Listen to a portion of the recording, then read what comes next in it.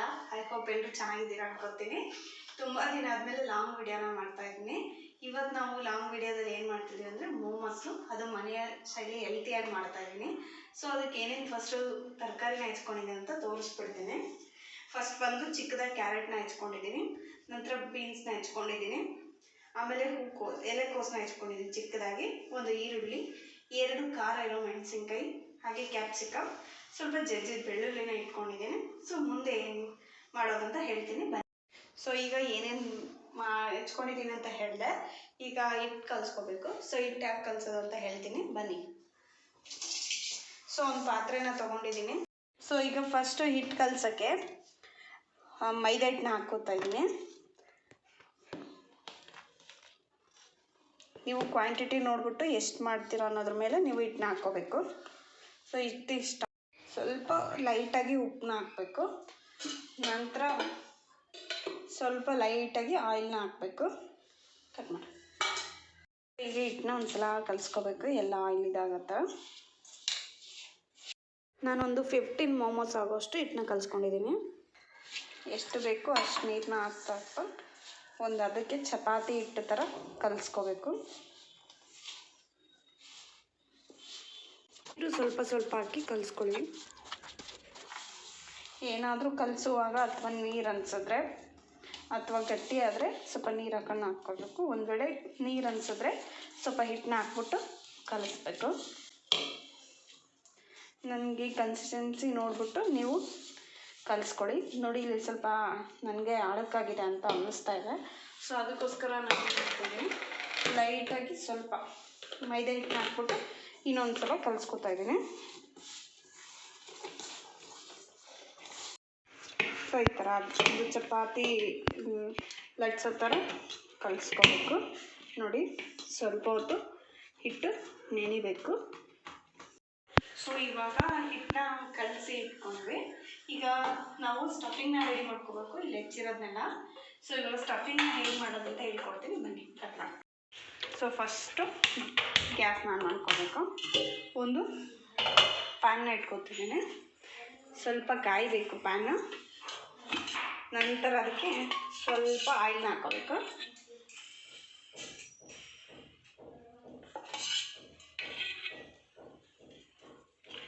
ಒಂದು ಸ್ಪೂನಷ್ಟು ಆಯಿಲ್ನ ಹಾಕ್ಕೊಂಡಿದ್ದೀನಿ.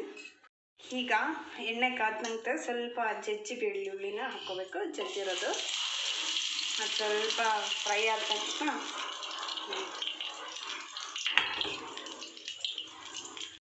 ಸೊ ಈಗ ಹಸಿಮೆಣಸಿನ್ಕಾಯಿ ಹಾಕ್ತಾಯಿದ್ದೀನಿ. ಹಸಿಮೆಣಸಿನ್ಕಾಯಿ ನಂತರ ಈರುಳ್ಳಿ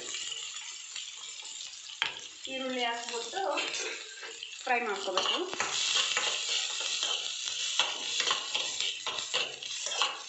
ಸೊ ಈರುಳ್ಳಿ ಒಂದು ಕಲರ್ ಚೇಂಜ್ ಆಗಬೇಕು, ಅಲ್ಲಿವರೆಗೂ ಜಸ್ಟ್ ಲೈಟಾಗಿ ಈ ಥರ ಫ್ರೈ ಮಾಡ್ಕೊಳ್ಳಿ. ಸೊ ಈಗ ನೋಡಿ ಈರುಳ್ಳಿ ಕಲರ್ ಚೇಂಜ್ ಆಗಿದೆ.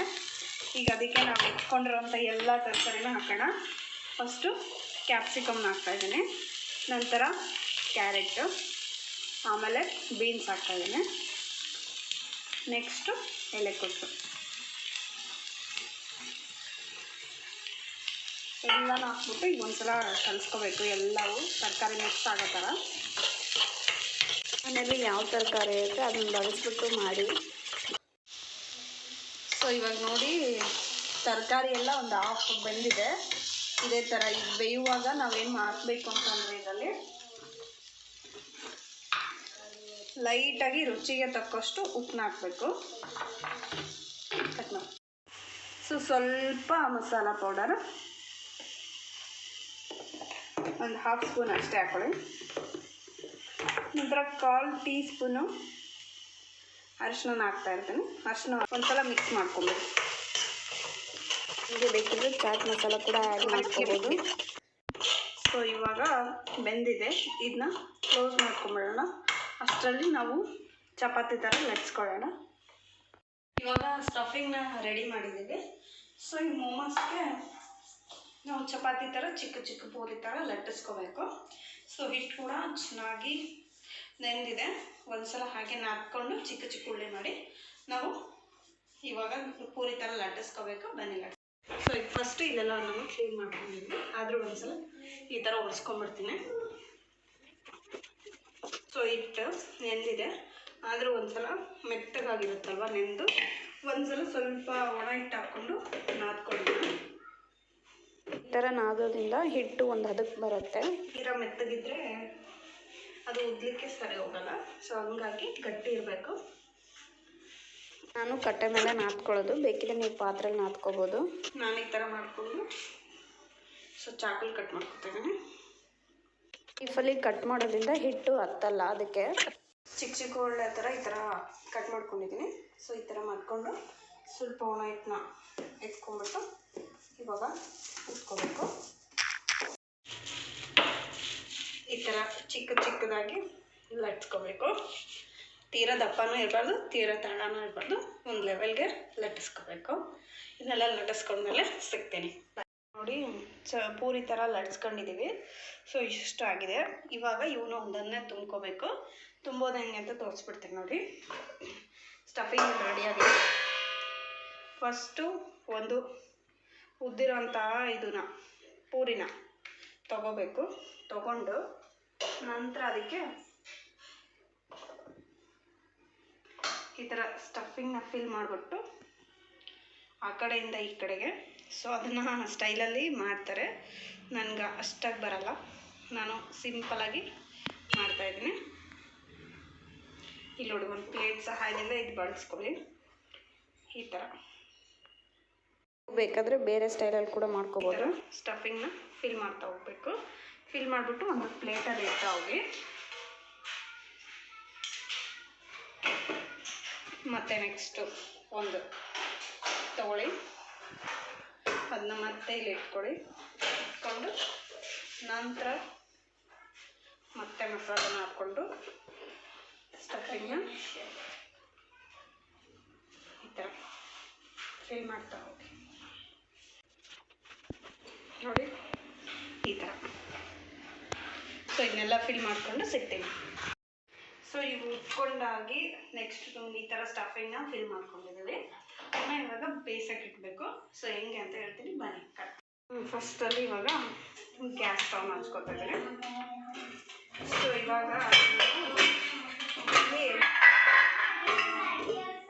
ಇಡ್ಲಿ ಪಾತ್ರೆ ಮಾಡ್ಕೊತಾ ಇದ್ದೀನಿ. ಸೊ ಬೇಕಿದ್ರೆ ಜರಡಿ ಥರ ನಿಮ್ಮ ಮನೇಲಿದ್ದರೆ ಅದನ್ನ ಯೂಸ್ ಮಾಡಿ. ಸೊ ಇವಾಗ ನೀರು ಹಾಕೋಬೇಕು ಫಸ್ಟ್. ಕಟ್ ಮಾಡಿ. ಸೊ ಇಲ್ಲಿ ನೀರು ಕಸಕ್ಕೆ ಇಟ್ಟಿದ್ದೀನಿ. ನೆಕ್ಸ್ಟ್ ಇವಾಗ ಸ್ವಲ್ಪ ಆಯಿಲ್, ಒಂದೊಂದು ಡ್ರಾಪ್ ಅಷ್ಟು ಆಯಿಲ್ ಮಾಡಿಕೊಂಡು ಈ ಥರ ಮಾಡ್ಕೋಬೇಕು ಪಾತ್ರೆಗೆ. ನೆಕ್ಸ್ಟು ನಂತರ ಮೋಮೋಸ್ನ ಇಡ್ತಾ ಹೋಗ್ಬೇಕು. ಆಯಿಲ್ ಹಾಕಿ ಇಡೋದ್ರಿಂದ ಮೋಮೋಸ್ ಅಂಟಲ್ಲ. ನೆಕ್ಸ್ಟ್ ಪ್ಲೇಟ್ ಕೂಡ ಹಾಗೆ ಇಟ್ಕೊಳ್ತಾ ಹೋಗ್ಬೇಕು.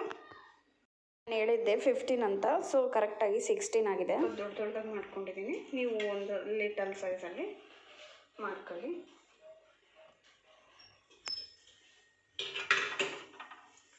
ನೆಕ್ಸ್ಟು ಇದು ಪಾತ್ರೆ ಕೂಡ ಹಾಗೆ. ಈಗ ಲಾಸ್ಟ್ ಪ್ಲೇಟ್ ಕೂಡ ಇಡ್ತಾ ಇದ್ದೀನಿ. ಇಟ್ಟು ಅದರದ್ದು ಪ್ಲೇಟ್ನ ಮುಚ್ಕೊಂಡು 20 ಮಿನಿಟ್ಸ್ ಬೇಯಬೇಕು. ಸೊ ಇವಾಗ ಈ ಕಡೆ ಮೋಮೋಸ್ ಬೇಯ್ತಾ ಇದೆ. ಅದಕ್ಕೆ ಚಟ್ನಿ ಬೇಕಲ್ಲ, ಸೊ ಚಟ್ನಿ ಮಾಡೋಕ್ಕೆ ಇಲ್ಲಿ ಬಿಸಿನೀರನ್ನ ಇಟ್ಕೊಂಡಿದ್ದೀನಿ. ಸೊ ಮನೆಯಲ್ಲೇ ಯಾವುದೇ ಸಾಸ್ ಬಳಸದೆ ಮಾಡ್ತಾ ಇರೋದು. ಹಣ್ಣಾಗಿರೋ 3 ಟೊಮೆಟೊ ತೊಗೊಂಡಿದ್ದೀನಿ. ಹಾಗೆ ಬ್ಯಾಡಗಿ ಮೆಣಸಿನ್ಕಾಯಿ, ಬೆಳ್ಳುಳ್ಳಿನ ತೊಗೊಂಡಿದ್ದೀನಿ. ಸೊ ಈ ನೀರು ಕಾಯುವಾಗ ಅದನ್ನ ಹಾಕಬೇಕು. ಸೊ ಈಗ ಮೆಣಸಿನ್ಕಾಯಿನ ತುಂಬಿಡ್ಸ್ಕೊಂಡು ಇಟ್ಕೊಂಡಿದ್ದೀನಿ. ಈಗ ಈ ಪಾತ್ರೆಗೆ ಹಾಕಬೇಕು. ಬಿಸಿನೀರಿಗೆ ಕುದಿಬೇಕು ಚೆನ್ನಾಗಿ. 10 ಮಿನಿಟ್ಸ್ ಬೆಂದಮೇಲೆ ಸೊ ಅದನ್ನು ಮಿಕ್ಸಿ ಮಾಡ್ಕೋಬೇಕು. ಸೊ ಇಲ್ಲಿ ಮಿಕ್ಸಿ ಮಾಡ್ಕೊತಾ ಇದ್ದೀನಿ. ಈ ಥರ ಒಂದು ಬಾಳೆಗೆ ಸ್ವಲ್ಪ ಎಣ್ಣೆ ಹಾಕ್ಬಿಟ್ಟು ಇವಾಗ ಮಿಕ್ಸಿ ಮಾಡ್ಕೊಂಡಿರೋ ಒಂದು ಪೇಸ್ಟ್ನ ಅದಕ್ಕೆ ಹಾಕ್ಕೋಬೇಕು. ಆ ಪೇಸ್ಟು ಕುದೀತಾ ಇದೆ ಅಂದಾಗ ರುಚಿಗೆ ತಕ್ಕಷ್ಟು ಉಪ್ಪನ್ನ ಹಾಕ್ಕೋಬೇಕು. ನಿಮ್ಮ ಟೇಸ್ಟ್ ತಕ್ಕಂಗೆ ಉಪ್ಪನ್ನ ಹಾಕ್ಕೊಳ್ಳಿ. ಇದನ್ನ ಕಲಿಸ್ಬೇಕು. ಸ್ವಲ್ಪ ಕಲರ್ ಚೇಂಜ್ ಆಗೋವರೆಗೂ ಈ ಥರ ಕಲಿಸ್ತಾ ಇರಬೇಕು. ನೋಡಿ ಈ ಕಡೆ ಸಾಸ್ ಕೂಡ ರೆಡಿಯಾಗಿದೆ, ಹೋಮ್ ಮೇಡು. ಸೊ ಈ ಕಡೆ ಮೋಮೋಸ್ ಕೂಡ ಸಖತ್ತಾಗಿ ಬೆಂದಿದೆ. ಇವಾಗ ಪ್ಲೇಟಿಗೆ ಸರ್ವ್ ಮಾಡೋದಷ್ಟೇ. ನೋಡಿ ಇವಾಗ ಪ್ಲೇಟಿಗೆ ಕೂಡ ಹಾಕಿ ಎಲ್ಲರಿಗೂ ಕೊಡ್ತಾ ಇದ್ದೀನಿ. ತುಂಬ ಚೆನ್ನಾಗಾಗಿದೆ ಮೋಮೋಸ್. ಇಷ್ಟ ಆದರೆ ನೀವು ಕೂಡ ಟ್ರೈ ಮಾಡಿ. ಹಾಗೆ ಒಂದು ಲೈಕ್ ಶೇರ್ ಮಾಡಿ. Thank you for watching.